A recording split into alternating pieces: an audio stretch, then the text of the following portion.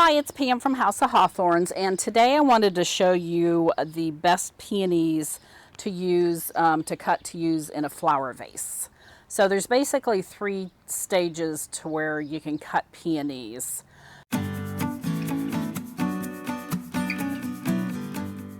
First over here, this is a marble-like stage for the peony. It's just poking out, hasn't actually started to bud out very well yet.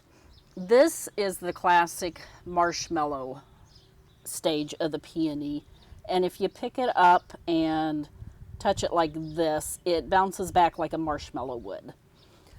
And then this is after it's already started to bloom. For a vase, you can use the ones that have already started to bloom. Those are good. Those will get much bigger, open up quite a bit more in a couple days. These are a nice stage to get, the marshmallow stage. They will open up in a vase inside the house. I normally try and do a couple of these and a couple of these. Now this one over here is the problem child. It is in what we call a marble state.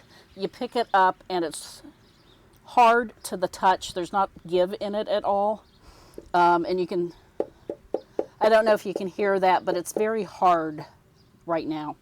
If you cut this and put this in your vase, chances are it will not ever bloom inside the house. You might get lucky. It might bloom for you.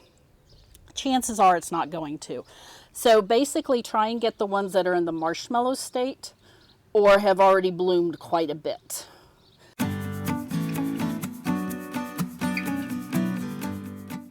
So I just wanted to show you the 3 stages. Stay away from the ones that aren't quite at the stage to cut yet.